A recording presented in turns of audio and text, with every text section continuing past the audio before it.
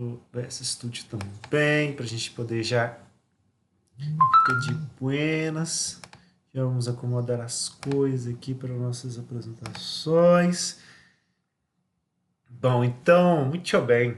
Ano passado a gente falou sobre a convecção natural, falou sobre os tipos de fenômenos que acabam acontecendo com ela, né? O que induz o movimento das partículas, que é justamente o gradiente de temperaturas que vai aparecendo, né? No fluido, em função dele ter contato com a parede, esse gradiente de temperatura nos fluidos cria um gradiente de densidade, esse gradiente de densidade começa a movimentar o fluido, né? Porque vai formando, né, partículas que vão ter maior empuxo que outras, né? Que estão menos aquecidas. E aí você vai criando uma corrente de convecção. Ela pode ocorrer ou não e vai ocasionar pequenos eventos, né, ou gigantescos eventos, como a gente viu, certo? E tem condições para que ela ocorra, que é quando a gente tem um gradiente de temperaturas, um gradiente de densidades favorável, né, à circulação do ar. E pode ser que não ocorra, no caso a gente ter, né, um ar mais quente em cima, um ar mais frio embaixo, o gradiente de temperaturas, ele, de densidades, perdão, ele está, como é que fala? No mesmo sentido da gravidade. Então a gente não tem, não tem como formar as correntes de convecção em transferência de calor, fica por condução apenas, certo?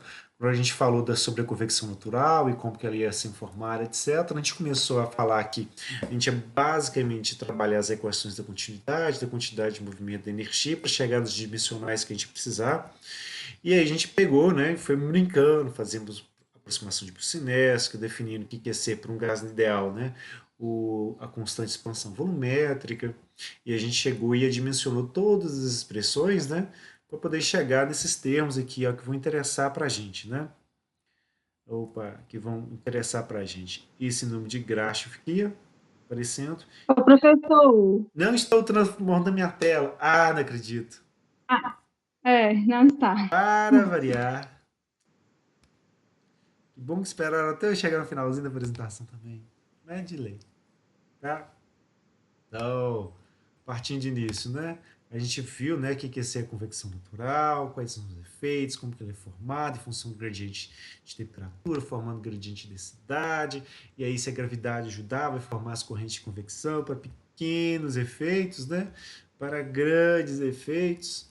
E se a gente não tiver, né, um gradiente de densidade adequado, né, à nossa gravidade, a gente pode ter uma situação onde o fluido fica estável, ele não vai se movimentar, porque se tem uma densidade menor, né, como é que fala? Na parte de cima e na parte de baixo, eu tenho uma densidade maior, o fluido não vai escoar, certo? Porque o que tinha que estar em cima já está em cima, o que deveria estar embaixo já está embaixo, certo? Então, quando a gente foi modelando, né, esses efeitos de escoamento, né, da camada limite como escoamento bidimensional, a gente pegou a equação da continuidade, quantidade de movimento, de energia, fizemos uma série de simplificações utilizando a aproximação de Boussinesq, a gente definiu, né, o que seria o nosso coeficiente de expansão volumétrica para um gás ideal. Para fluidos líquidos a gente não mexeu com isso, não vamos mexer, tá? Praticamente já acabou a transferência de calor, não vou aprofundar mais muito na matéria, certo? Mas na nossa dedução, onde a gente foi basicamente fazendo a dimensionalização da equação da quantidade de movimento, a gente chegou nesse termo aqui, no número de Grashof, certo? Que ia acabar ficando dividido pelo número de Reynolds. Essa aqui vai ser basicamente a nossa abordagem na aula de hoje, né? O que acontece, né, quando eu tenho um Grashof muito grande, o que acontece quando eu tenho um Reynolds muito grande, né? E a relação entre eles, o que vai acontecer para o nosso problema, certo? Então a gente viu, né, que os números de Nussel a gente calcula basicamente em função do número de Rayleigh, que é Prandtl vezes Grashof, certo? E aí a gente tem as equações, as correlações para o escoamento natural, certo? Então a gente começa nossa aulinha a partir de aqui, ó, que seria a nossa convecção natural e forçada, ou seja, a gente pode ter um processo onde, além do efeito da convecção natural, a gente teria um escoamento macroscópico, né, criado por um outro tipo de mecanismo, uma máquina de fluxo, uma coisa do tipo, certo?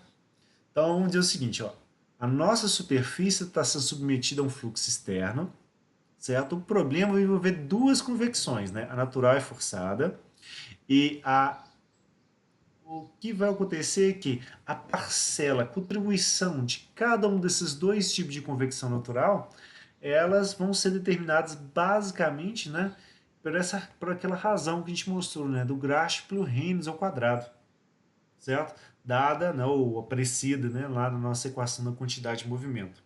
O que ocorre se eu tiver esse termo do graxo pelo Reynolds ao quadrado muito maior que 1, ou seja, o denominador vai ser muito pequeno em relação ao numerador. Então, basicamente, o termo do Reynolds, que está relacionado às forças inerciais, ele vai ser muito pequeno. Vai ficar muito mais importante no efeito da convecção natural. Então, neste caso, onde isso aqui for ocorrer, a gente pode desprezar, né, que a contribuição da convecção forçada. Tá? Agora, se o contrário ocorrer, se eu tiver um graxo por Reynolds ao quadrado muito menor que a unidade, ou seja, o termo do denominador provavelmente está muito grande, então quer dizer que as forças inerciais elas não são desprezíveis, certo? Em relação ao termo do empuxo, é mais comum que o termo da própria convecção natural seja desprezado nesse caso, e a gente trabalha só com convecção forçada. Então, se isso ocorrer aqui, graxo por Reynolds ao quadrado maior que 1, eu vou considerar só convecção natural. Se eu tiver o graxo por Reynolds ao quadrado, eu vou considerar só a convecção forçada. É muito menor que 1. Agora, se eu tiver uma relação entre o graxo e o Reynolds ao quadrado que você próximo de 1, tá? Não precisa ser exatamente 1, não precisa ser coisinha, mas, por exemplo, alguma coisa, por exemplo, você tem entre 0,1 e 10, certo? Já é uma consideração que você pode abordar esses dois termos juntos, né? E aí você estuda a convecção natural e a forçada, porque provavelmente elas vão estar interferindo umas nas outras, certo? Aí neste caso, a gente pode chamar até de convecção mista, né? Porque ela é parte natural, parte forçada, certo? E quando que a gente vai ficar, como é que fala, interessado em estudar? Primeiro, né, o efeito de uma sobre a outra, tá? Porque a convecção natural ela pode ajudar ou mesmo atrapalhar, né, a convecção de calor forçado e vice-versa, tá? Porque olha esse tipo de escoamento aqui que a gente chama de escoamento assistido. Eu tenho uma superfície que vai estar aquecida, eu vou ter o fluido que vai ter contato com essa superfície, que criaria, né, uma corrente de convecção ascendente, certo? E ao mesmo tempo eu tenho um escoamento forçado, um ventilador aqui qualquer, empurrando a massa de fluido para cima. Aí, opa, a convecção natural já criaria um escoamento que é ascendente. Esse escoamento forçado também está criando escoamento ascendente. Então, um com o outro vai fazer com que os perfis de velocidades vão ficar mais robustos. Um vai ajudar o outro, ou seja, eles vão se assistir mutuamente. Então, neste caso, a gente tem um efeito que ele é benéfico para ambos os escoamentos em questão da transferência de calor e da questão também da movimentação das partículas de fluido. Então, quando a gente tem um escoamento desse tipo, que a gente chama de assistido, a gente vai ter basicamente os efeitos da convecção natural e forçada quase que se somando. Depois eu vou te falar por que quase. Certo? Se o contrário estiver acontecendo, eu tenho a placa fria, por exemplo, criando um escoamento que ele é descendente, e eu tenho um escoamento forçado, né, empurrando o fluido para cima, o que vai acontecer? Deixa eu desenhar aqui.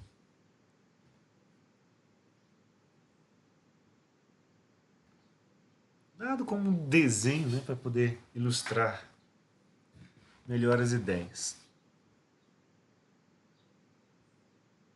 Vamos vir aqui. Vamos pegar isso aqui. Damos um Ctrl V aqui. Eu vou mostrar o perfil de velocidades, tá?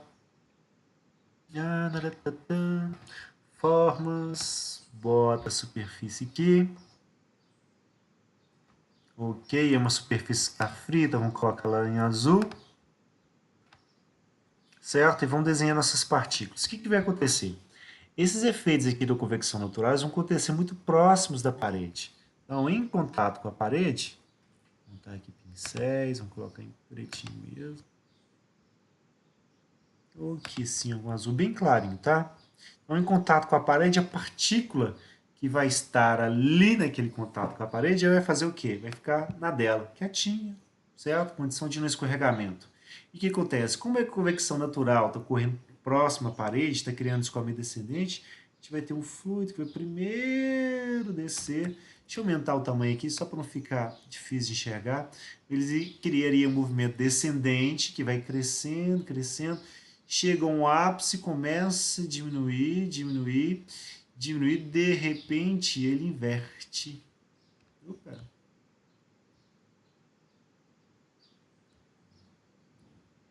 Deixa eu aumentar a tela, já que eu fiz essa cagadinha aqui.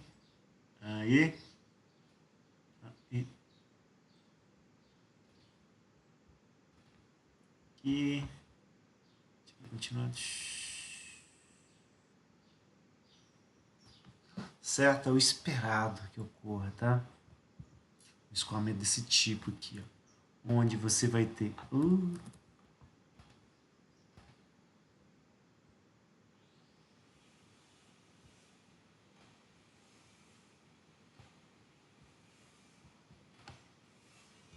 outra cor, outra inclinação, menos espessura, assim, certa essa inclinação, tá?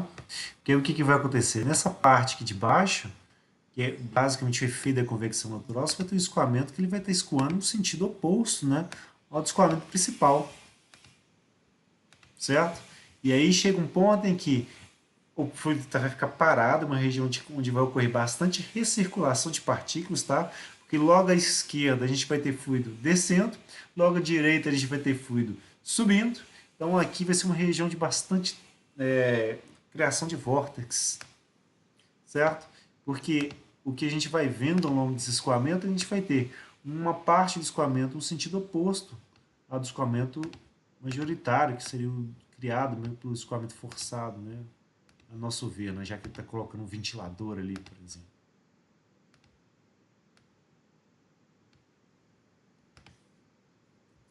Certo? E como é que fala? É um escoamento onde um vai estar atrapalhando o outro. Então, neste caso, os efeitos da convecção natural e convecção forçada, eles vão se subtrair. Eles não vão se ajustar. E no caso como é que fala? Do escoamento forçado, a gente, como é que fala? Nessa outra condição aqui, deixa eu trazer para baixo, traz para cá, só para mostrar também. Isso aqui ocorrendo.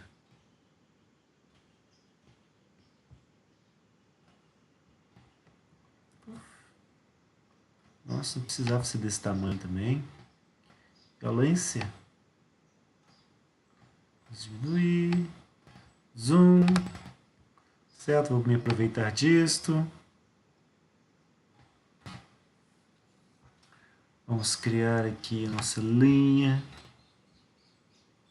Poder desenhar esse escoamento aqui específico. Oh, what happened?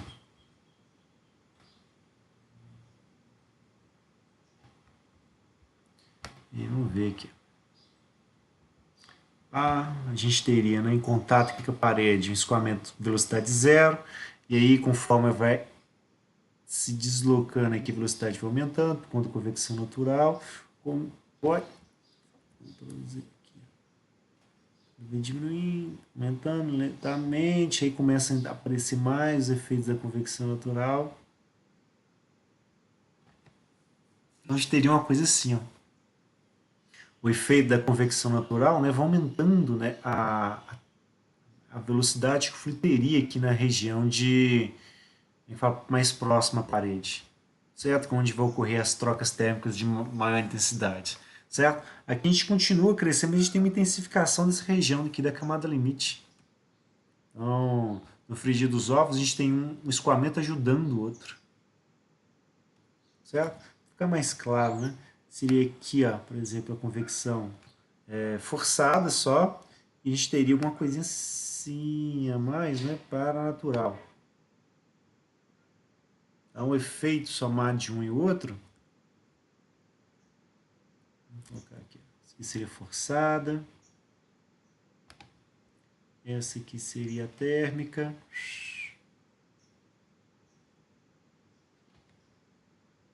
Então, na hora que a gente junta as duas, a gente teria uma coisa assim, ó. Certo? Um perfil mais robusto aqui, ó, justamente próximo à parede. Aqui, se eu separar tudo igual eu fiz aqui, né, a gente teria, né, a convecção natural, deixa eu colocar na mesma cor, né, a verdinha aqui, que ela faria isso, depois ia diminuindo para cá, fazer isso. A conversão forçada, ali fazer isto. Opa,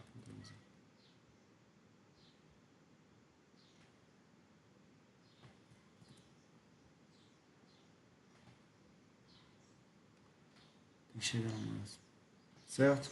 Então, esse caminho que ela acaba fazendo aqui, ó, é o efeito da combinação das duas. Acaba impactando, né, no tipo de escoamento que a gente vai ter mais próximo da parede.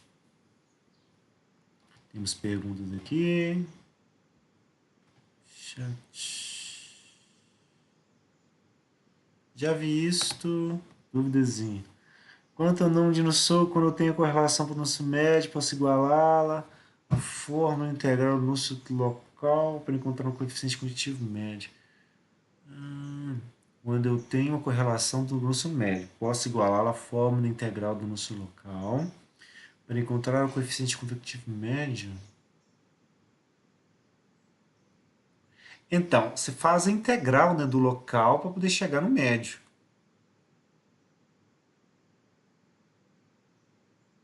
O K vai ser constante, né, que a gente avalia a propriedade média.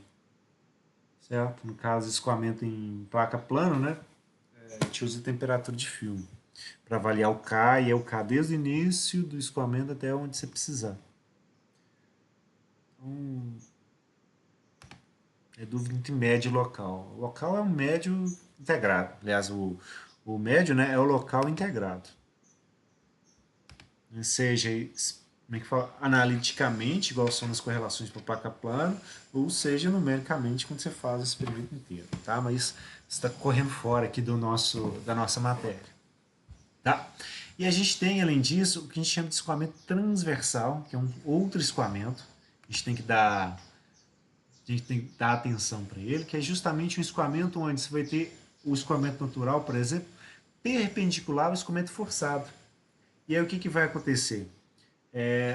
Pelo aquecimento aqui que ele está mostrando para a gente, que seria uma esfera ou mesmo um cilindro, né, a visão lateral dele, quando ele criar uma corrente de convecção, as partículas de fluido vão tocar a superfície do cilindro, vão se aquecendo e vão criando uma corrente de convecção ascendente. O escoamento forçado que está cruzando, né, sobre esse tubo aqui vai acabar intensificando essas partículas que estão subindo aqui, vai atrapalhar um pouco, né, a ascensão dessas aqui que estão da linha média para baixo, certo? Então vai interferir negativamente nesse primeiro escoamento ascendente aqui, mas vai intensificar esse escoamento e os demais. Então o efeito final é como se tivesse uma soma, né, como é que fala? Da formação dos perfis de velocidades aqui. Então isso vai melhorar, ou vai facilitar, ou vai aumentar, né, a transferência de calor quando tiver um escoamento transversal igual a gente está vendo. Certo? Então a gente tem o escoamento assistido, que a interação é positiva, a gente tem o escoamento transversal, cuja interação também é positiva. Só no caso do escoamento oposto que a gente vai ter, né, um efeito, né, que ele é um prejudicando o outro. Tá? E para a gente poder combinar o número de Nusselt que a gente teria tanto no natural quanto no forçado, a gente utiliza a equação desse tipo aqui, ó, onde a gente vai calcular separadamente, né, o número de Nusselt forçado, a gente vai calcular separadamente o número de Nusselt para o escoamento natural, e a gente vai somar, né, se for um escoamento que ele é assistido ou transversal um ao outro, certo? E a gente vai subtrair, né, se for um escoamento que ele é oposto um ao outro. Tá? E o N que a gente usa para fazer essas correlações aqui depende, tá? A gente pode ter um N que varia entre 3 e 4, né? Dependendo do tipo de geometria. Por exemplo, a gente usa um N igual a 3 se a gente tiver com superfícies que vão ser verticais, certo? Se tiver uma superfície horizontal, a gente adota um N igual a 4. Então, entre uma geometria que está na vertical e na horizontal, a gente vai ter valores entre 3 e 4, certo? E aí, a gente precisar de mais informações que isso, normalmente tem outras fontes de consulta. Então, nosso livro é bem resumido em relação a esse efeito aí de associação natural e forçada. Mas tem correlações e outros livros que tratam isso com um pouco mais de cuidado, tá?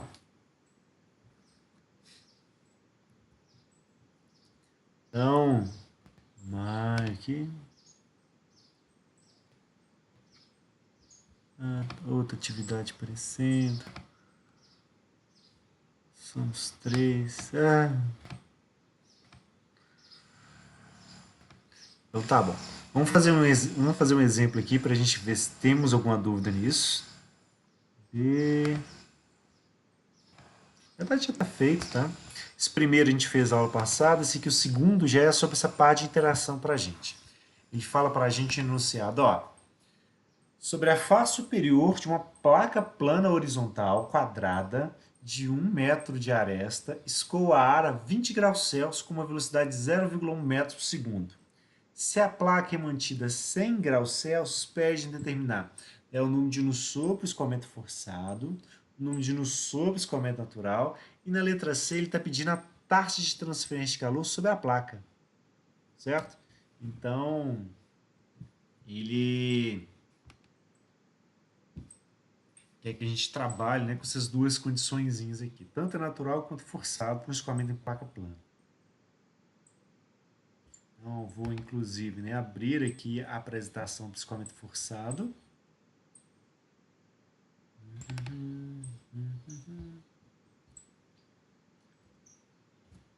Já que a gente faz o exercício para eu também.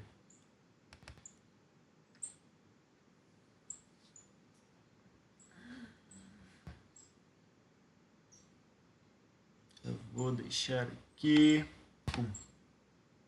Certo? A gente vai acabar utilizando. E aí, vamos pegar o nosso exemplo. Tá? Esse aqui é o que a gente fez na aula passada. Logo em seguida já vem esse aqui pra gente. Aí vem falando o seguinte, ó.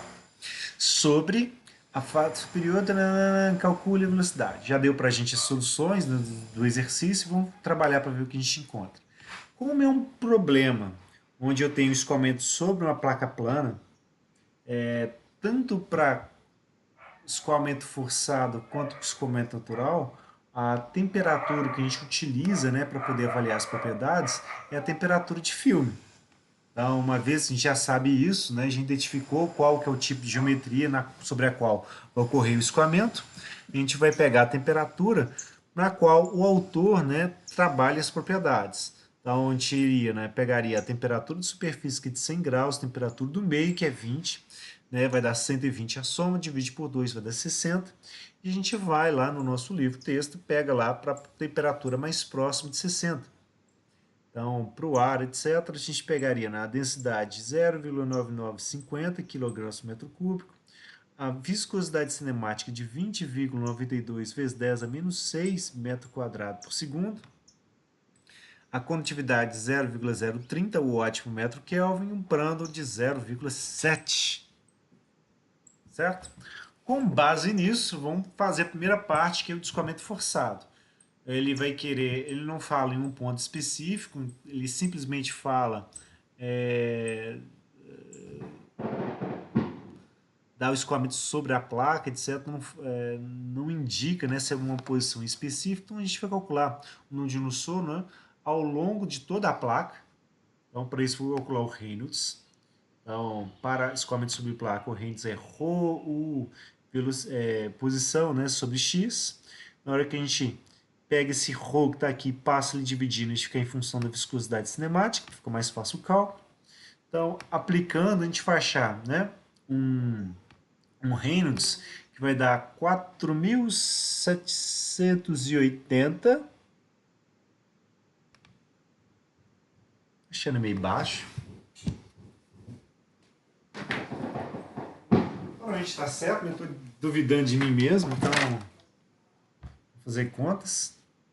0,1 divide por 20,92 e aí multiplica por 10 elevado a sexta.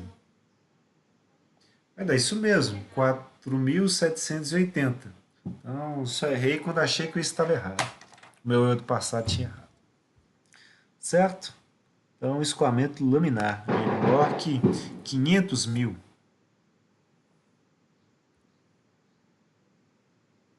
Certo? Então, já com escoamento laminar sobre uma placa plana, a gente vai lá e vamos pegar a correlação. Eu vou querer um número de Nusselt, que ele seja um número para escoamento laminar e médio. Certo? Então vai ser essa correlação que vai atender para a gente. O 0,664 rendes elevado a meio, né, plano elevado a 1/3. Com esse número de Nusselt aqui que a gente vai fazer o cálculo. Então pegamos lá, vai dar 0,664, rendes a meio, plano a 1/3. Substitui os valores, a gente vai achar um número de Nusselt que vale 40,76. Tá? Esse seria o número de Nusselt para o escoamento forçado.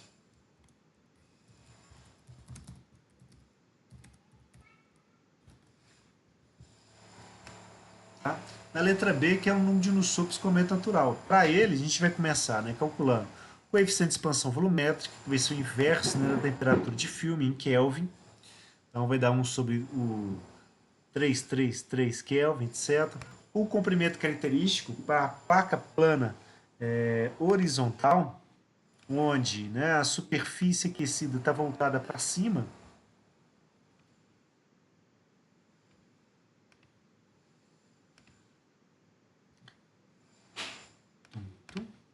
Aqui, ó, superfície quente, né, ela está voltada para cima, então o ar está acima dela.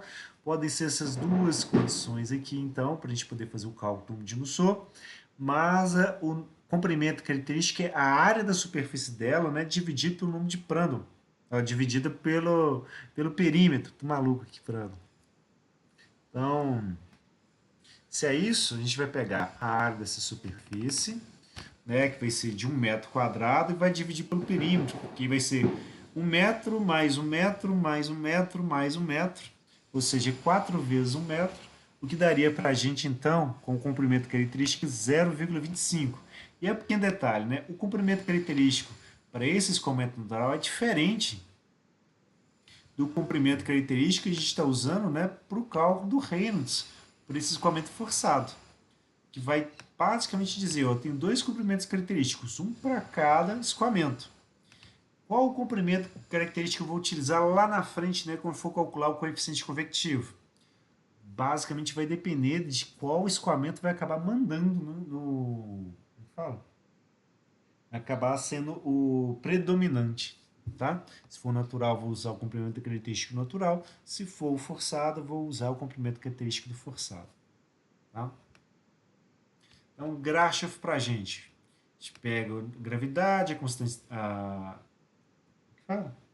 constante de expansão volumétrica, as temperaturas de superfície da parede, do meio, e comprimento do terceiro sobre viscosidade cinemática ao quadrado. Então, jogando essa expressão nesse formato aqui, a gente vai achar um número de Grashof, vai ter esse valor lindo aqui, ó, né? 83.820.883, certo? Positivo dessa vez, porque a superfície vai estar mais quente que o próprio fluido, então vai caracterizar um escoamento ascendente.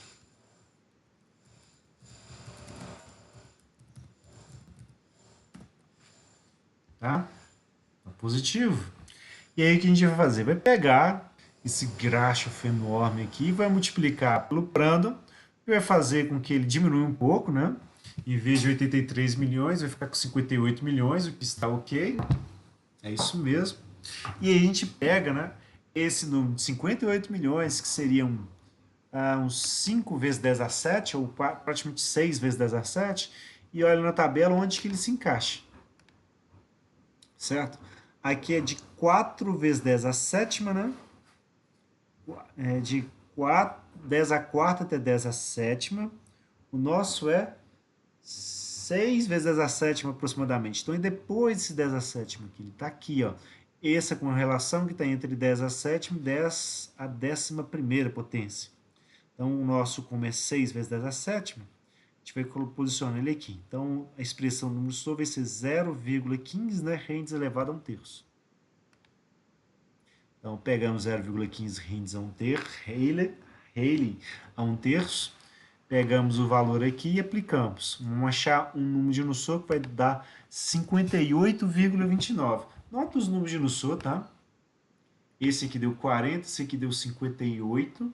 Então, provavelmente, tá? De maneira indireta, a gente olhando só pelo Nussô, a gente acharia, né, que a intensidade, né, do escoamento natural seria maior, né, do que a do forçado para esse problema específico, tá? Mas para avaliar direito, o que a gente vai fazer? Vai relacionar, né, o Grashof com o Reynolds, que aí sim eu vou poder trabalhar.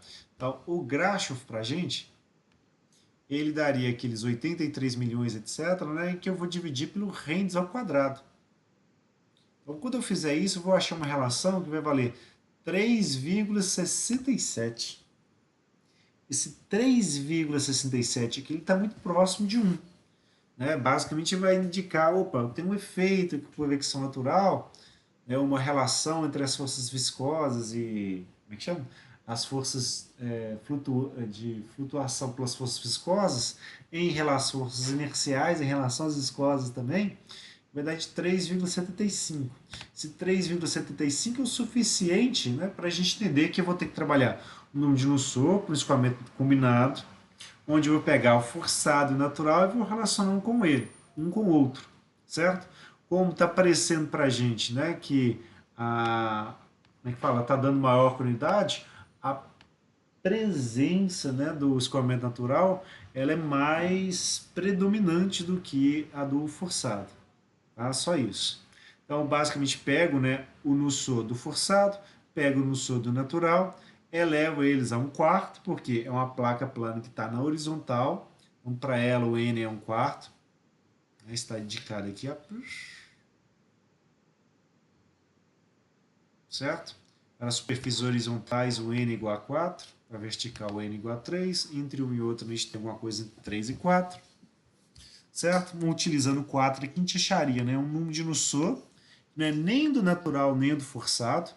Ele vai ser o 61,50, dizendo que, opa, o que está acontecendo? É como se eu tivesse o natural, né, com uma contribuição a mais que está vindo aqui do forçado.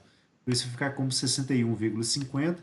E claro, como é o natural que vai ter o maior número de Nussô, ou seja, a maior contribuição dele, a gente consegue ver em função da relação de Grashof e Reynolds também, que a gente vai utilizar o comprimento característico lá do escoamento natural. Então vai ser o 0,25 metros para ele. A condutividade já está aqui, o número de Nussô combinado está aqui. Então, o nosso coeficiente convectivo vai dar 7,38 watts por metro quadrado Kelvin. E aí, na hora que a gente for calcular a taxa de transferência de calor, a gente pega o coeficiente convectivo, a área, nesse caso, só a área superior da placa, certo? A parte de baixo não está fazendo parte nem do natural nem do forçado. E chama? E na diferente temperatura, né? Temperatura de superfície, menos coisinha, chegar lá em 590,38 watts, 39 watts.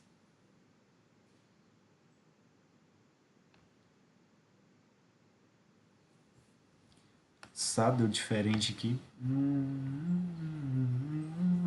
Talvez alguma propriedade que tenha pegado pelo um outro software, tipo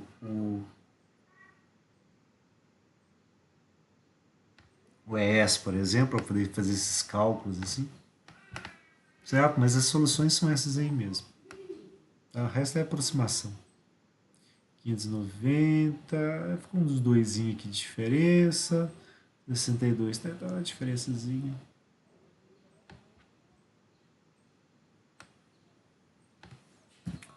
,76. É claro, usando essa a gente não interpola, né? 58,29.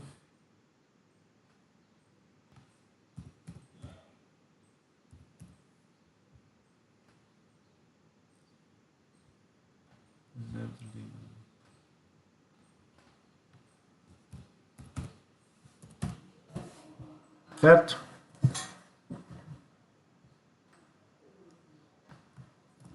Dúvidas?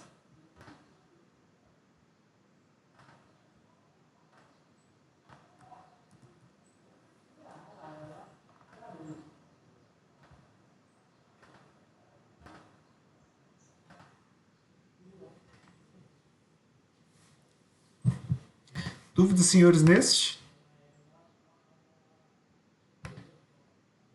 Pessoa pede pouco. Olha, qual escoamento prevalece? Duas maneiras, né? A mais correta de todas pela teoria, né? Olha esse aqui, ó. Relação entre o graxo pelo rins ao quadrado. Como a gente tem, né, um graxo que dividir pelo rins ao quadrado vai dar 3,67, quer dizer que o numerador para a gente, né, ele vai ficar maior que o denominador, em 3,67 vezes. Então, o efeito da convecção natural, né, se sobrepõe à da convecção forçada, certo? Outra maneira da gente ver indiretamente é pelo número de Nusselt. O número de Nusselt para escoamento natural deu 58, enquanto o número de Nusselt para escoamento forçado deu 40. Então, você tem aí Você tem o escoamento natural, né? E assim, uma taxa de transferência de calor maior do que o forçado. Então a gente acaba trabalhando, né, do escoamento natural como o nosso comprimento característico. Certo? Vamos ver outro aqui, aproveitando o tempo que está sobrando para a gente, pegar do livro, a gente fazer da nossa cabeça.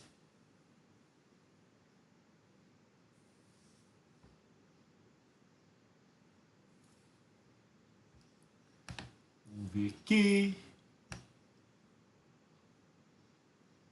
Olha a quantidade de coisas que é convecção. Opa! Escrito na termodinâmica.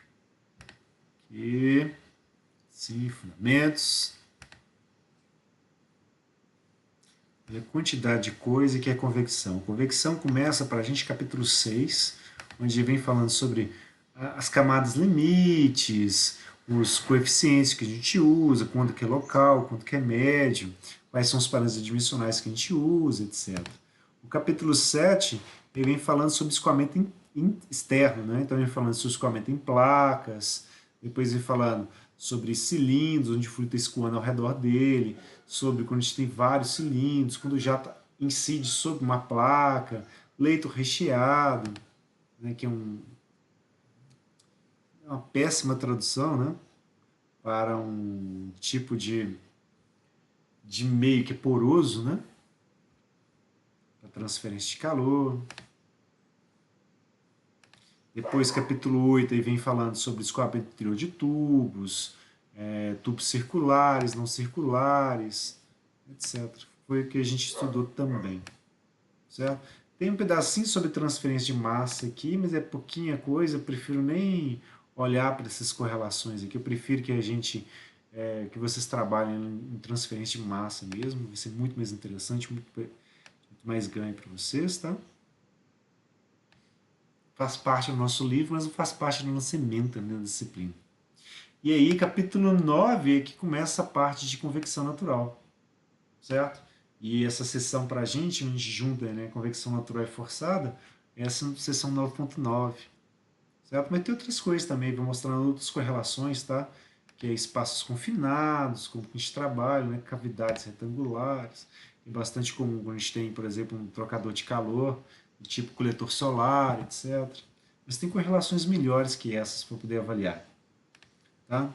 Depois, ainda, você viu, a gente tem ebulição e condensação, que é para correlações bifásicas, que a gente não vai ver aqui, não tem na nossa ementa, né? Eu só falei um passant quando a gente começou a falar sobre a convecção natural, aliás, sobre a convecção em si, né, a introdução a ela, e depois vem trocador de calor, certo? E aí o nosso livro entraria em alguma coisa mais interessante para a parte de radiação no capítulo 12 e capítulo 13. Esse aqui a gente não vê. Tá? Não dá tempo para isso com uma disciplina tão curta. Né? Só de 80 horas. Com tudo que a gente tem que ver, trocador de calor, etc. Tá? Vamos para convecção natural, vamos ir para os nossos exercícios aqui. Tá? Leonardo, você conseguiu pegar a explicação que eu te dei?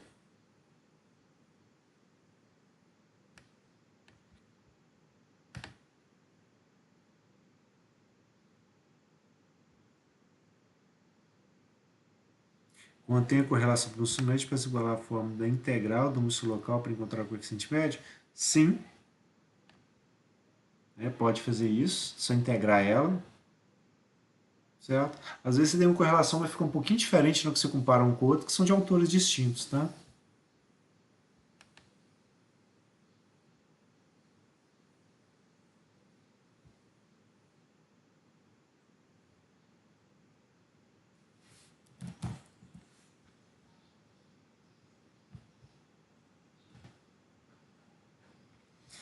Então, placa plana vertical. Vamos ver aqui, eram os dois juntos.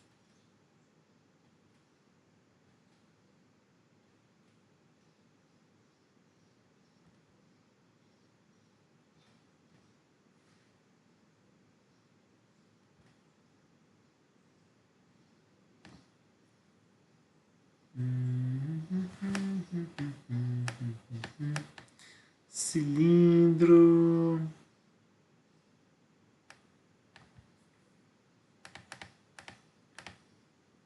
Canais de placas paralelas. Tá nas geometrias. Cavidades retangulares. Cilindros, esferas. Olho humano.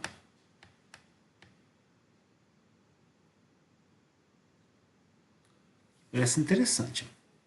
Temos um tubo horizontal, certo? Com um diâmetro de 100 milímetros, transportando óleo quente, deve ser usado o projeto de um aquecedor de água industrial com base em uma vazão consumida de água típica. Sua velocidade sobre o tubo é de 0,5 metros por segundo. O óleo mantém a temperatura de superfície externa do tubo 85 graus e a temperatura da água é 37. Ah, então tem água aqui, ó. Então, no caso da água, o coeficiente de expansão volumétrica, a gente tem que pegar na tabela, tá? Vai ser a propriedade que a gente vai pegar pela temperatura. Mas a gente mostra. Ah, o coeficiente de expansão volumétrica para a água, como que a gente trabalha aqui. E que mais? Investiga efeito de direção sobre a taxa de transferência de calor. Ah, descendente, ascendente, ascendente. Todo jeito eu estou querendo que a gente trabalhe aqui esse escoamento da água aqui ao redor dele. Tá, tadã, base, vazão, óleo quente, água industrial. Tarará, de água típica, sua velocidade sobre o tubo de 5 metros por segundo. Beleza, então a água aqui, ó, nesse exercício em específico, ele está dizendo para a gente, olha, a água pode estar vindo nessa direção, pode estar vindo nessa, pode estar vindo nessa. Então, ele vai ter um escoamento que ele pode ser, né, perpendicular à convecção natural. Ele pode ter um escoamento que ele vai ser contrário, seria um escoamento descendente aqui em B, e em C seria um escoamento assistido, né, que seria um escoamento ascendente também. E pede para a gente trabalhar isso. Então, eu vou pegar esse 9.13 aqui, Ctrl C.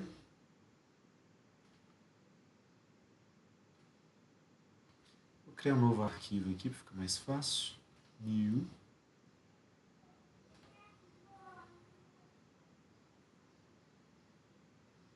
Layout.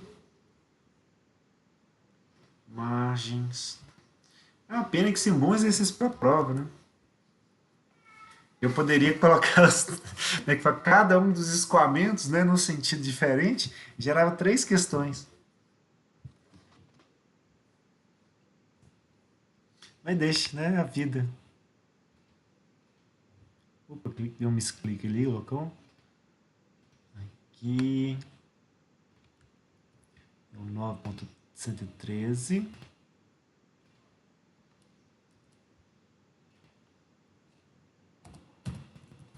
Que a gente vai fazer do nosso livrinho texto. Que arquivo isso aí? Página inicial. Pronto. Picture.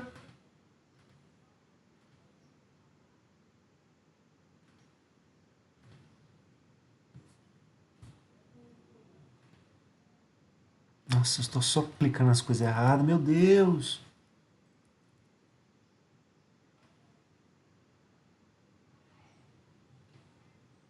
Ctrl C, Ctrl V.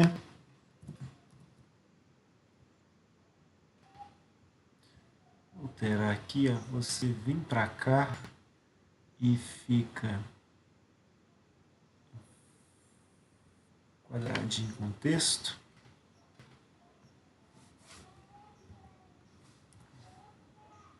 Você fica assim. Horizontal, descendente, ascendente.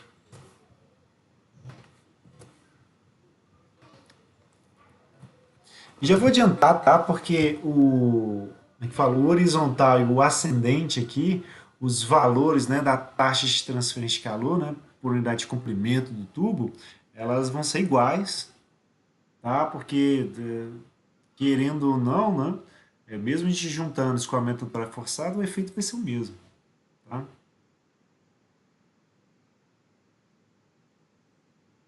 Ou não? Vamos ver aqui. O tubo vai estar no horizontal do mesmo jeito. Se tivesse na vertical, teria alguma alteração, mas ficaria, né? O horizontal e o ascendente, né? Vão ser as mesmas coisas aqui, o A e o C. Tá? Só no B que vai mudar alguma coisa.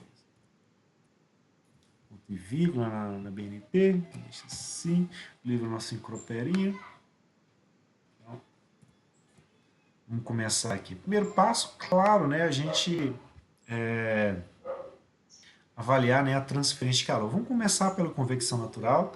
A gente já vai trabalhar as mesmas correlações para todos, tá? E depois a gente vai vendo o efeito. Então, para a convecção natural,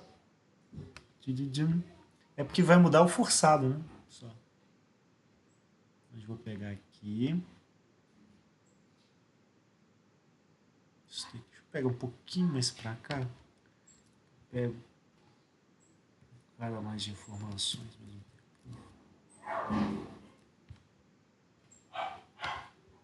Tá, então, temperatura de filme pra gente, que é o que a gente vai ficar preocupado aqui. Vamos colocar aqui na nossa letra A. Temperatura de filme. E aí o que acontece? A superfície externa do tubo está a 85, que vai ser a temperatura da superfície, enquanto a da água vai ser 37. Certo? Lembrando que é a água, o nosso fluido aqui eu fiz com propriedades para o ar. Então, temperatura média, 85 mais 37 vai dar 122, que dividido por 2 vai dar 61 graus Celsius. Tá? Isto em Kelvin é 273 mais 61, vai dar 334 Kelvin, que é aproximadamente, né, 335, que é a temperatura mais próxima a gente vai ter, eu acho. Certo? Que a gente vai pegar as propriedades, né, com base nesses 335, inclusive no coeficiente de expansão volumétrica, porque a água é fluido líquido aqui. Então, eu não vou trabalhar ela como sendo o inverso da temperatura de jeito nenhum. Tá? Então, propriedades. Opa. Aqui. Sendo. Opa. Não. Assim. Propriedades termofísicas da matéria.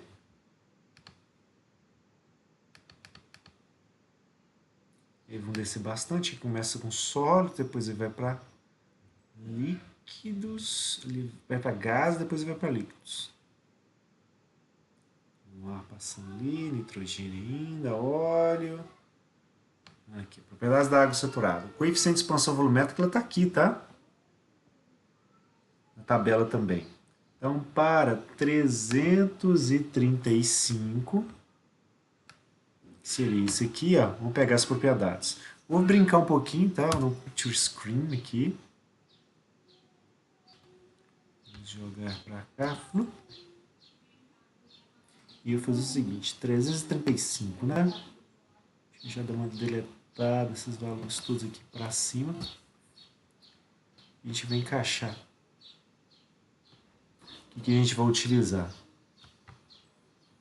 Demorar se eu for arrastando assim, então.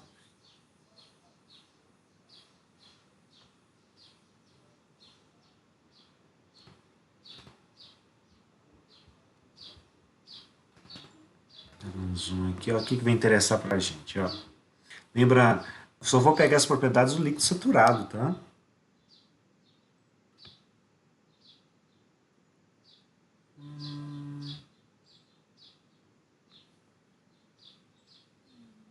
Não tem nada que fizer só uma sombrinha em cima, né?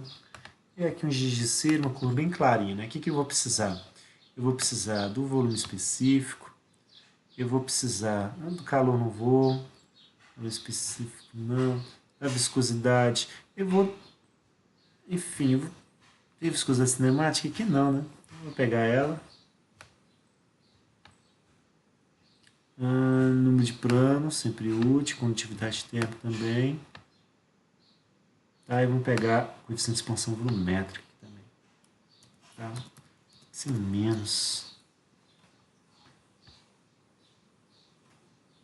Isto. Agora está dando assim, em cima das vírgulas, né? Nossa viscosidade, atividade térmica, o Brandon e esses valores aqui. É isso que me interessa da tabela. Selecionar aqui primeiro, né?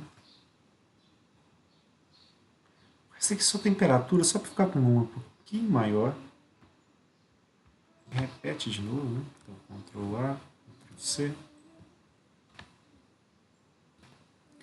Vamos arrastar aqui essas propriedades.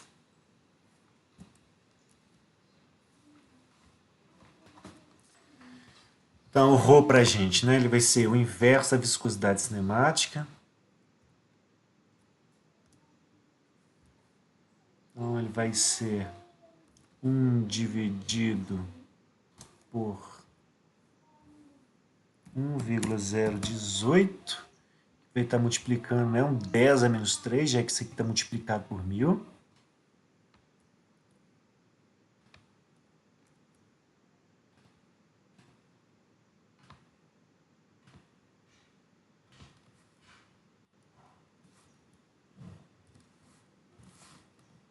Certo? A unidade dele aqui é metro cúbico por quilograma.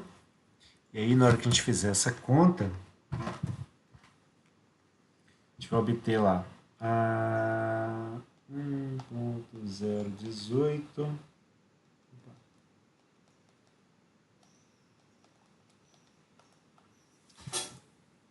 Ops.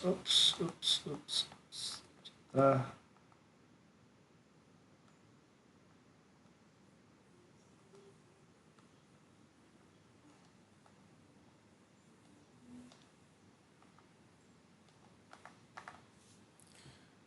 Vai dar aqui, ó, 982.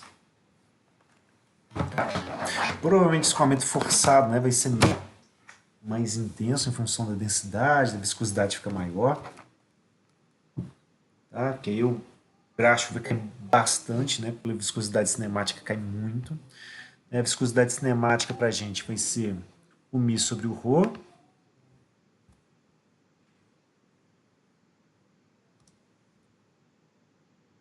Então, para a gente vai ser os...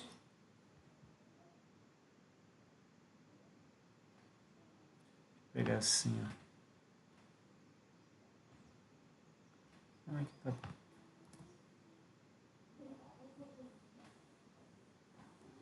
Ctrl-C, Ctrl-V. Vai ser os 453 vezes 10 a menos 6 é Newton vezes segundo por metro quadrado. E a gente vai dividir pelo nosso ρ. A gente acabou de encontrar ele aqui.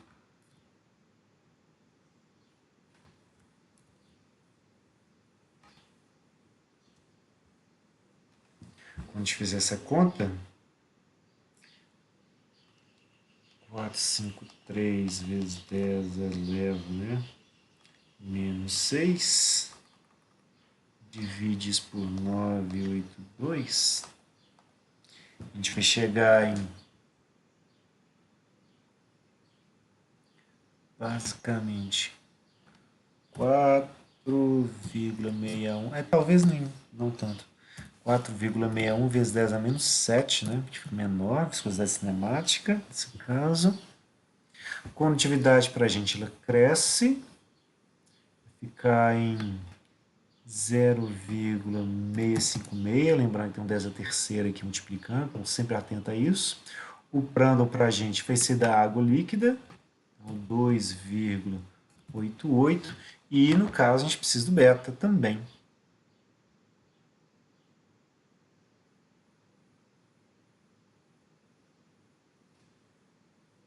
Só que o beta vai ficar na linha de baixo. Ele vai vir da própria tabela. Certo? Eu vou encontrar ele por conta.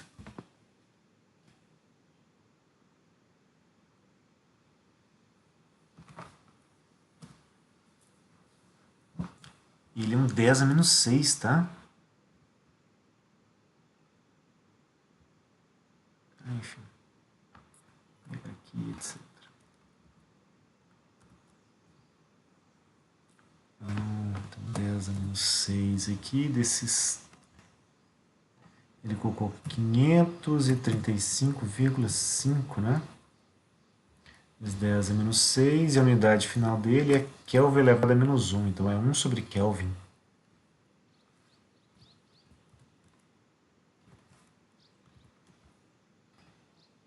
Opa.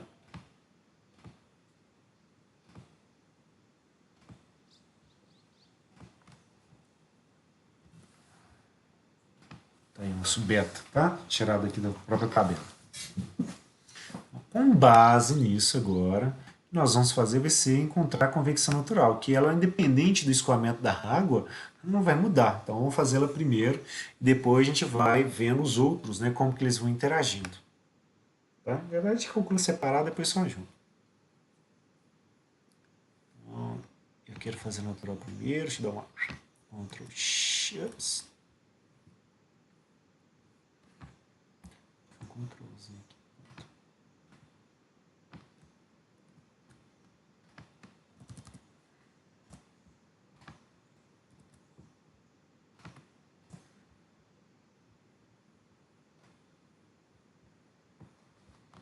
Mas basicamente, né, para escoamento natural, a gente corre lá na nossa tabelinha.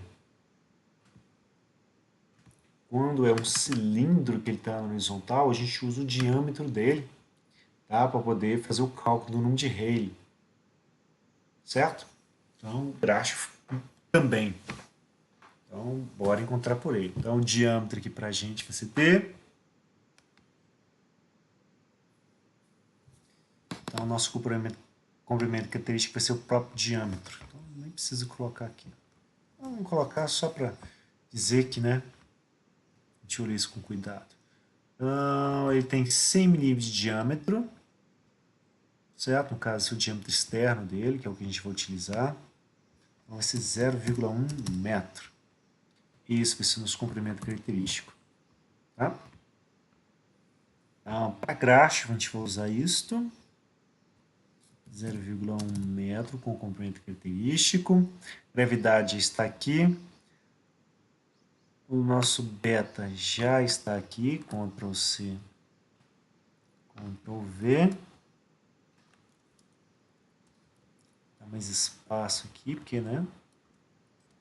Só tem número bonito. Temperatura da superfície 85 e 37. Então, 85 aqui. 37 aqui.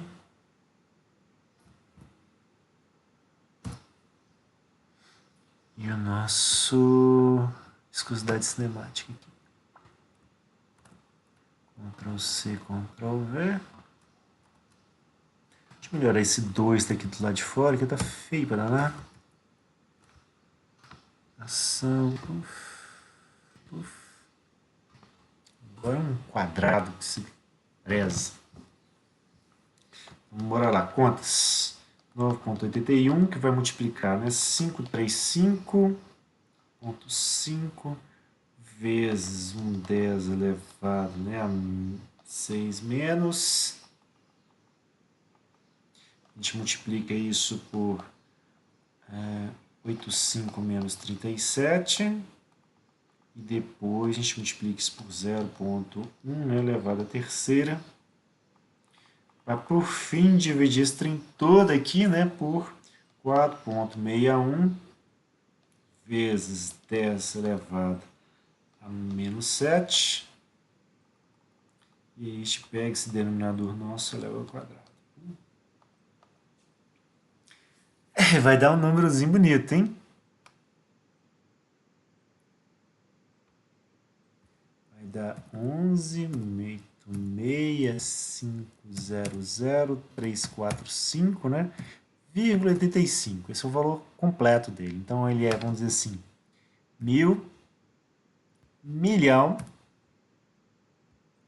bilhão. Então, 1.186 bilhões, né? 1.186.500.334,85.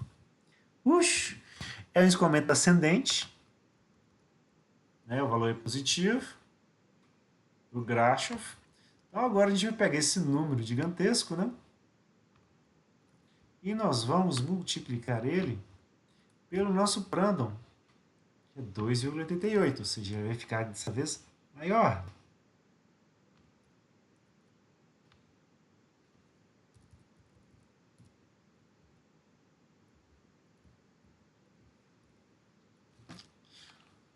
Enfim, nem fiz exemplo com um trilhão ainda, tá bom. 2,88, vamos multiplicar esse aqui. Então vai dar pra gente, né? 3 bilhões, 417 milhões, 120.996,05. Enfim. Vou colocar duas casas decimais aqui, mas nem gastava, tá? O número é muito grande pra gente ficar pensando em casa decimal em si. Tá? Mas agora que a gente tem esse valor para o Rayleigh, a gente vai lá na correlação. Ele diz para a gente, olha, esse número de Nusselt vai ser dado por essa equaçãozinha aqui linda de morrer desde que ele esteja menor que 10 a 12. 10 a 12, vamos pensar, ó, 1.000, 10 a terceira, né? Milhão, 10 a sexta, bilhão, 10 a nona, trilhão, né? 10 a 12º. Então, se for 1 trilhão, ou menor que 1 trilhão, na verdade, né? Ele aceita. Nosso caso é. Então, bora utilizar essa correlaçãozinha aqui, ó, linda de morrer. Tá? Vamos dar um hit screen nela, joga para cá. E aí, pessoas, você não decorou essas correlações de convecção natural até hoje? Isso aqui faz questão de não decorar. Eu ter menos pesadelo de noite. Tá? A técnica mesmo é utilizar as correlações. Então, a gente tem sempre elas disponíveis para a gente. Então, isso vai ser... deixa eu aproveitar aqui. Vou ter 0,6, que eu vou somar com 0,387, que eu vou elevar a um Rayleigh a 1/6. Eu vou trocar o formato aqui, tá? Dessa divisão. Eu vou colocar ela assim, ó, para ficar mais elegante. Tá? 1/6, um Rayleigh calculado pelo diâmetro, tá? Aí, esse termo de cá, a gente chega e divide, né? Por 1 mais 0,559. Vamos dividir isso pelo número de Prandtl. E aí, esse termo aqui nosso, ele vai ficar elevado. Vamos colocar um parênteses. Primeiro. Aí agora sim. Nós vamos elevar ele a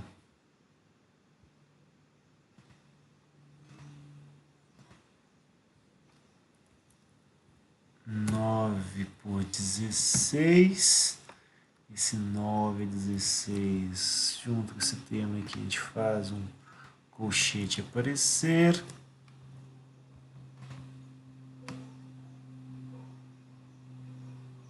Aí nesse colchete, a gente eleva ele. Poderia usar o lateral? Poderia, mas estou preferindo usar esse daqui, só para ficar muito bonito. 1 por 27. E aí, isso tudo aqui que a gente vai colocar entre chaves. E sim, a gente eleva tudo ao quadrado.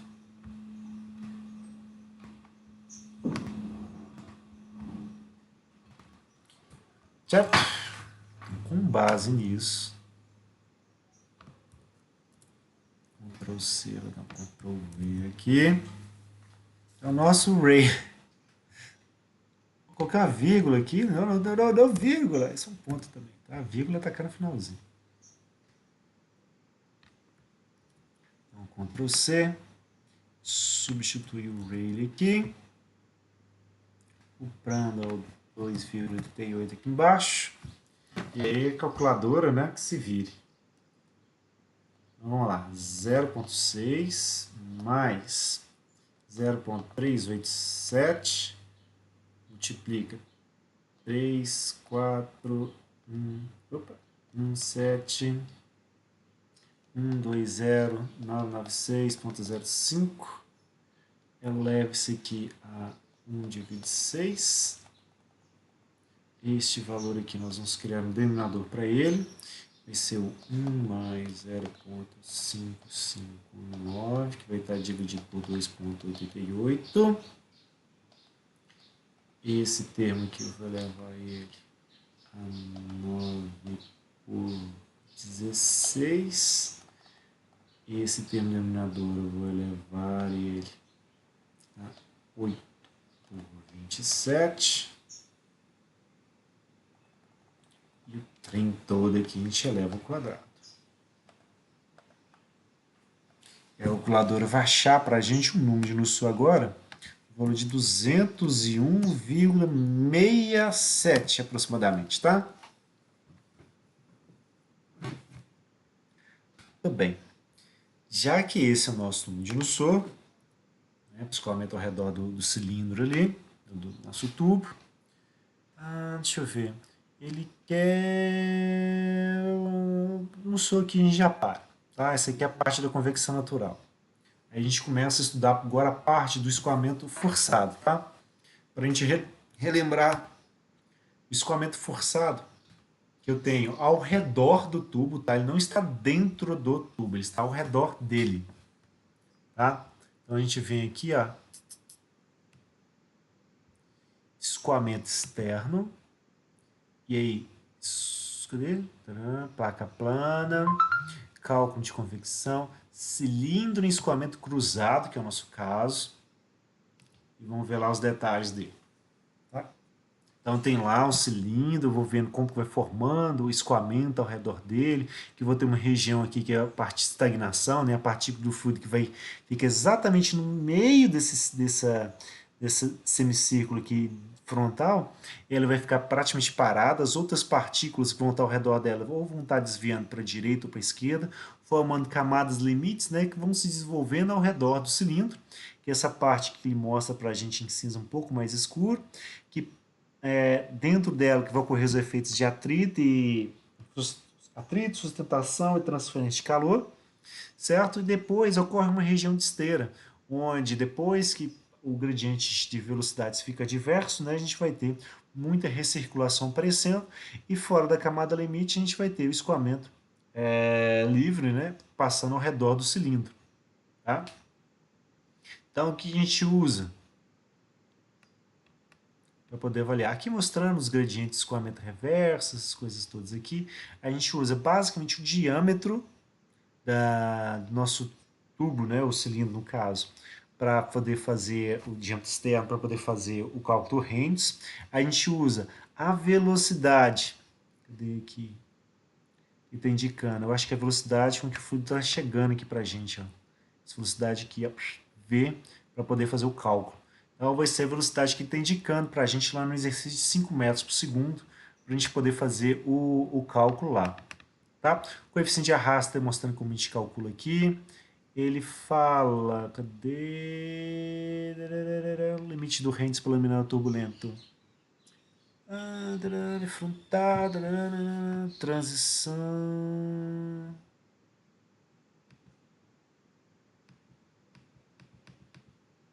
Camada limite laminar é para rendes menor que, neste caso aqui, 20.000 e maior que 20.000 turbulento. Tá? Então, a transição do laminar turbulento fica diferente para a gente.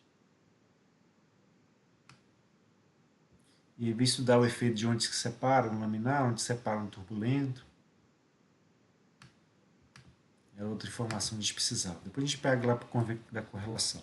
Então, o nosso Rennes agora vai ser um Rennes D.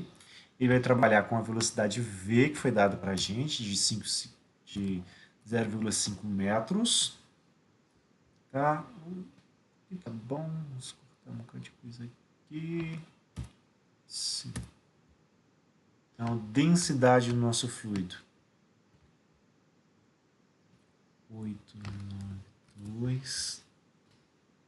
Anota que eu estou utilizando duas. A gente está vendo dois escoamentos que a gente não tinha trabalhado antes, né? Escoamento ao redor de um cilindro, que faz parte do escoamento externo. E estamos trabalhando também o escoamento, né? Tanto natural quanto forçado, tá? A gente não tinha visto nenhum dos dois ainda, é bom que a gente vê. A velocidade que foi dada anunciada de 5 metros por segundo, só conferindo aqui, para não ter que fazer conta com o valor errado. Isso mesmo, velocidade sobre o tubo. 0,5 metros por segundo, o diâmetro do tubo é 0,1 metro. E aí, viscosidade. Aqui. Essa viscosidade cinemática, então pega a viscosidade mesmo.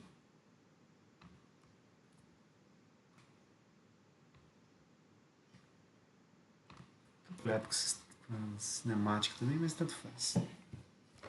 E aí tem que ver, né? Se for maior que 20.000, e provavelmente vai ser, tá? Deve ser turbulento. Vamos dar uma olhadinha aqui. Abrindo. 982 vezes 0,5 vezes 0,1. Vamos dividir por 453 e vamos multiplicar por 10 elevado a sexta. Vai dar pra gente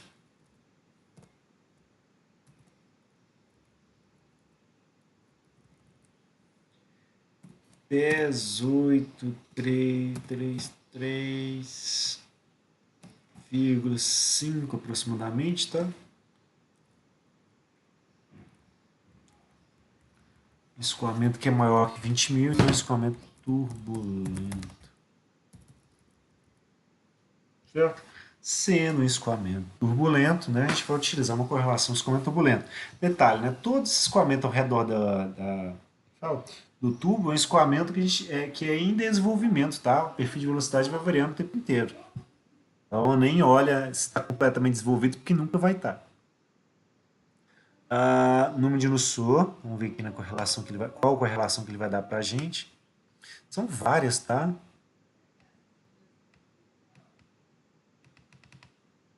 Então tem aqui, ó, número de Nussor, aí dado o ângulo, tá? As correlações são obtidas no Nussor local, no ponto de aplicação, que fornece uma expressão seguir para baixos números de reinos. Então, escoamento laminar, tá? Para um θ que vai ser local. No SO, ponto de vista de cálculo de engenharia, estamos interessados nas condições médias globais, a correlação empírica próxima por Hilbert foi modificada usando fluidos por vários Prandtl. Vamos ver a faixa que ela pode ser utilizada, tá? Amplamente utilizada para e os valores das constantes, né, são dados, C e o M, né, são dados nessa tabela em função basicamente do número de Reynolds. O nosso Reynolds é 100.000, tá? Então, 100.000, ele está nessa faixa aqui, ó. entre 40.000 e 400.000, que é essa equação do Hilbert. Certo? Tem essa possibilidade, tem embaixo também outras. Acho que é para múltiplos tubos. E tem outras lá. Tem essa aqui também, ó, que é do Church-Weberstein, uma correlação melhor.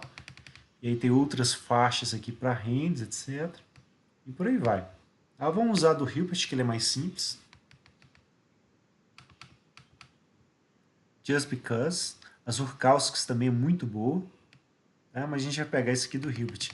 Ele dá resultados em E. Tá? O erro para ele é um pouco maior que a dos outros. Eu sei porque eu já usei ela em outro tipo de estudo, que era o numérico. Então, 400 para 400.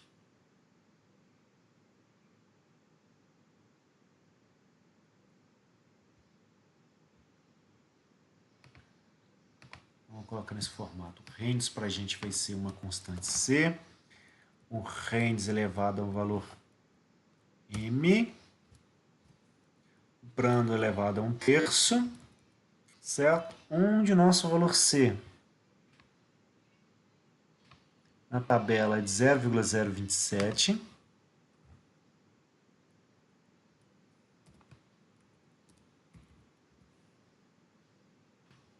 Colocamos o Reynolds aqui. Vai ficar no lugar. O valor do M agora. 0,805.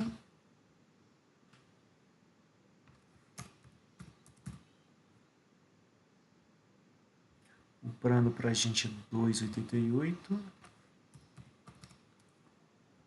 Esse 1/3 aqui tá meio feio nesse formato.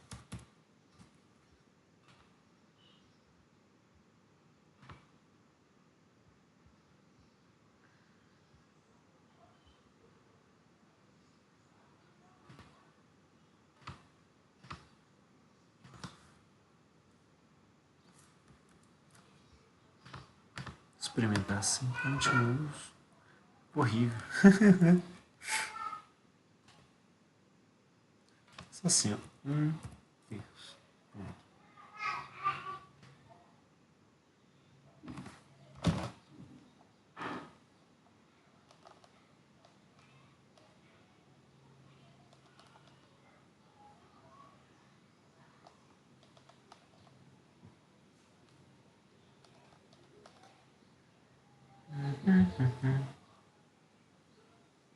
Opa.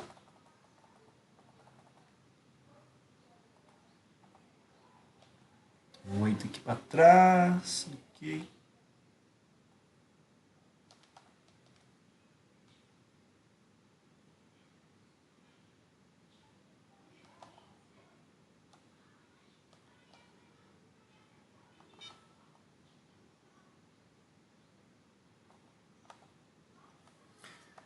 Resolve-se 434,17, tá? Para esse escoamento forçado. E agora que a gente tem esses valores todos, acho que eu vou tirar essa letrada aqui, ó. Esse aqui é presente para tudo, tá? Que a gente fez.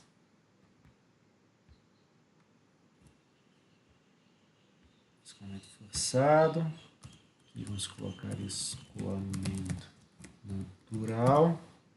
E agora a gente vem aqui, ó. Nossa letra A. Tá?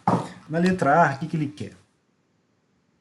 Que o escoamento, né, seja horizontal em relação a este. Então a gente vai ter um escoamento que ele vai ser favorecido, né? Um escoamento que ele vai ser transverso ao outro. Então a gente vai ter, né, um número de Nusselt equivalente, ele vai ser somando, né, um com o outro aqui. Então neste caso, vou pegar aqui a expressão.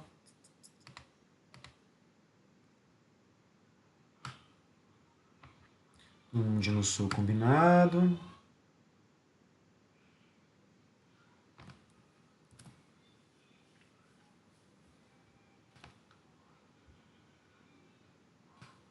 Essa análise toda aqui também, né?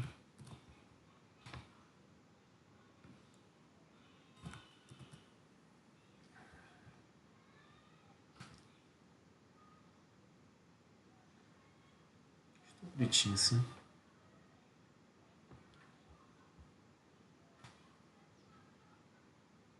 Vou ver quem está mais importante aqui também. É bom analisar isso. Deixa eu pegar o cracho pra gente. Às vezes tanto faz, né? Fazer essa quantidade enorme de conta aqui, nossa.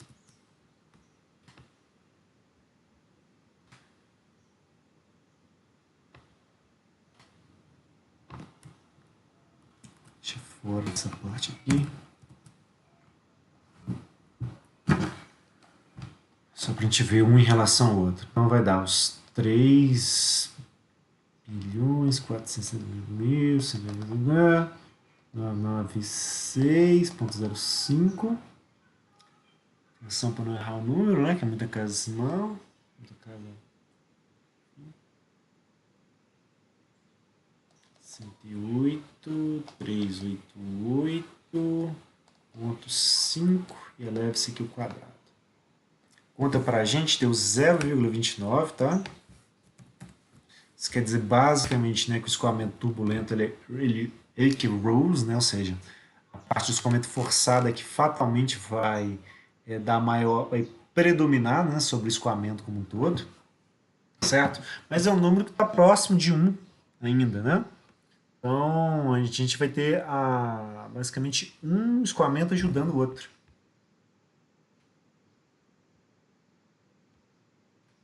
Vamos pegar aqui, ó. O forçado natural, nosso forçado é 400 e pouca coisa aqui. O outro pra gente é 201,67 para o natural.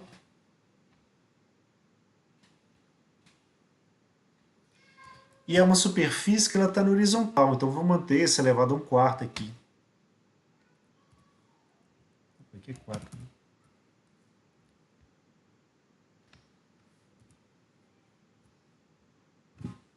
Continhas. Então vai ser 4. Assim fica mais fácil. 4, 3, 4,17. Eleva a quarta. Mais os 201,67. Eleva a quarta também.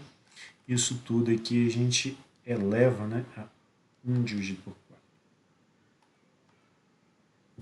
Que vai dar para a gente, né, um número de noção um pouco, né, maior do que um pouco maior do que o escoamento turbulento, tá? Mas muito pouco. Aumentou 5, né, no número de Nussor. E agora a gente pegou o culminado, né, e dividir pelo comprimento característico, que no caso vai ser o diâmetro do tubo. Certo? Condutividade dele, eu nem lembro, 656. 656. E agora com esse combinado aqui, ó.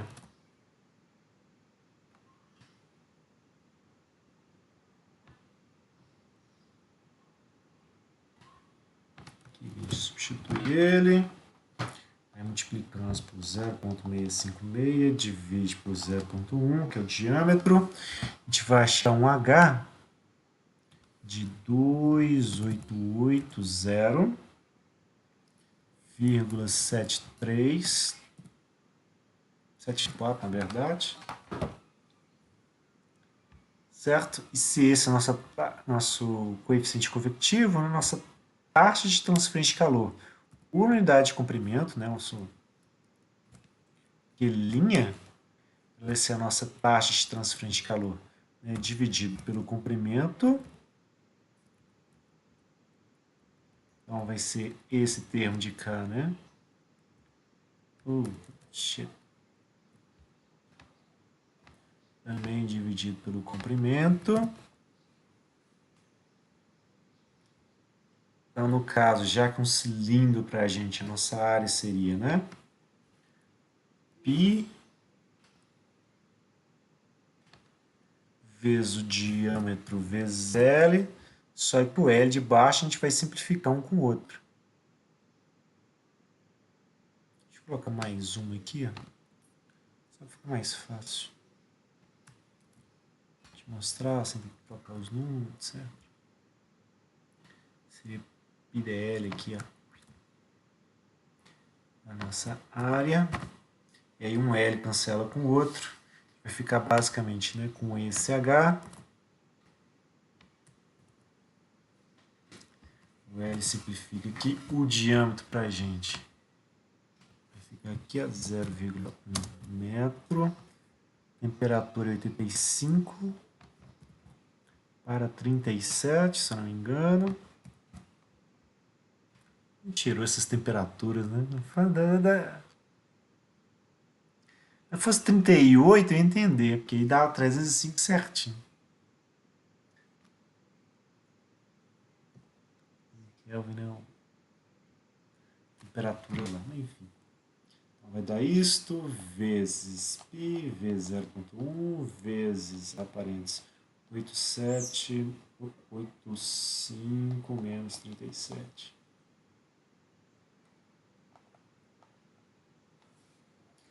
Vai dar pra gente 40,5 watts por metro, certo? Escrever e o mesmo letra B. Letra B a gente vai repetir esses mesmos passos aqui, tá? A coisa que vai alterar, na letra B, em vez de ser positivo, a gente vai deixar negativo aqui. A contribuição de um, né, vai atrapalhar do outro. Certo? E pequeno detalhe, tá? Enfim, é isso mesmo.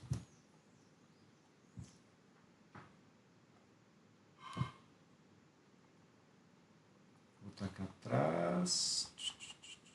Oh, não. Aqui. Editar.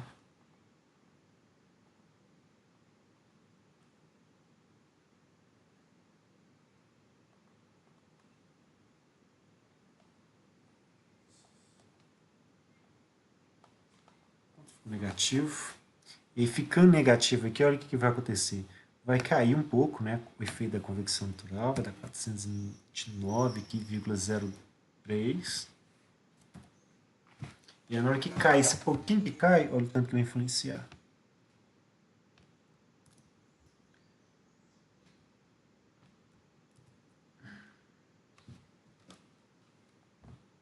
Deve ser isto, vezes o 0,656, 0,1.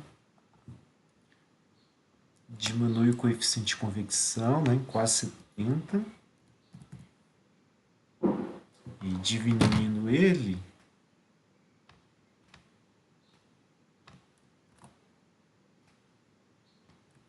a gente vai ter redução na transferência de calor.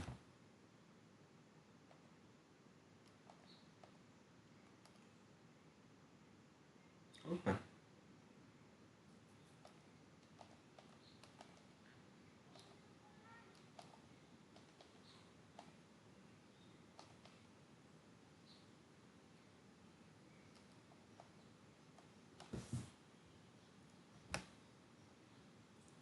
A diferença é quase de 1000 watts aqui.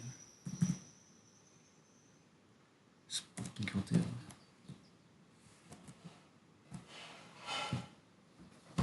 Certo? 1000 watts por metro, diferença de um para o outro, só nessa pequena alteraçãozinha aqui. Ó. Caramba, é muita coisa. Certo, letra C, mesma coisa, né?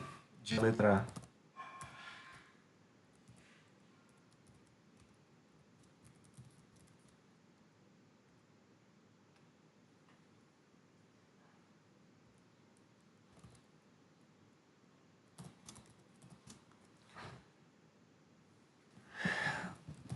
né? Porque como vai ser um escoamento, né? A letra C vai ser um escoamento que vai estar um concorrente ao outro, aí você vai ter se somando do mesmo jeito.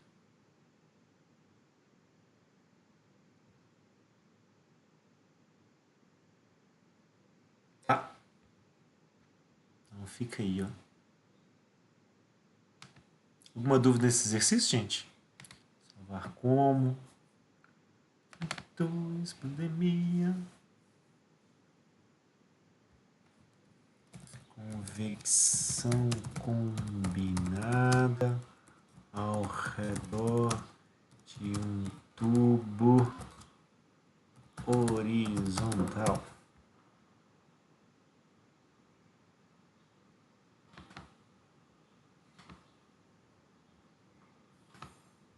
Esperando as luzes aparecerem enquanto eu tô colocando as coisas aqui.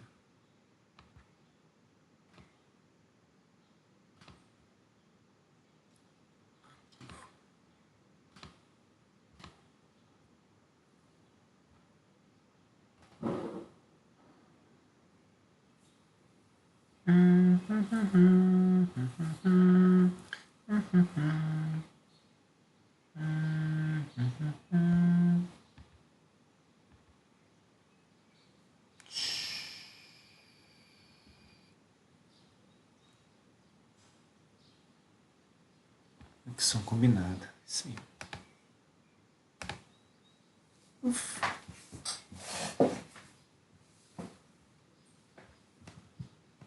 Alguma dúvida nesse, gente? Não? Tranquilo, né?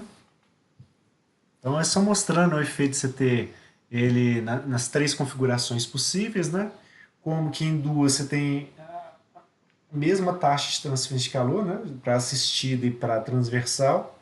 E para o ente contrário, né? Que é o escoamento um oposto ao outro, a gente tem uma redução, né, de um para o outro. E ali para a gente foi equivalente a 1000 watts, né, por metro, né, para aquele escoamento. Uma redução, né, de praticamente um coeficiente convectivo de praticamente 60, né, praticamente watts por metro quadrado Kelvin. Acho que foi isso.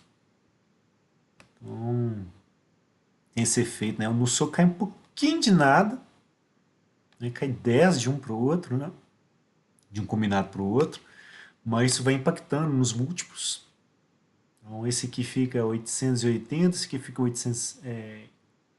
2814, então dá uma diferença aqui de uns 66, né, um watt por metro quadrado Kelvin, lá finalmente dá 1000 watt por metro quadrado por metro Kelvin, né, no taxa de transferência de calor por unidade de comprimento. Certo? Então, senhores, a gente fica aqui. Aula que vem, revisão para a prova. Então, cheguem com dúvidas para a gente poder tirar elas. Se não tiver nada para poder tirar dúvida, vou pegar alguns exercícios aleatórios no livro e vou ficar fazendo. Certo? Então, duvidem para justamente a gente poder ajudar vocês. Tá? Eu resolvo a dúvida de vocês, não qualquer exercício do livro. E normalmente eu tenho assim, aquele dedo bonito para apontar sempre o problema mais difícil. Pego ele assim, fico a aula inteira resolvendo um problema só. Então tá bom, gente. Abraço pra vocês até sexta-feira. Tchauzinho. Parar a gravação aqui. Tudo bem.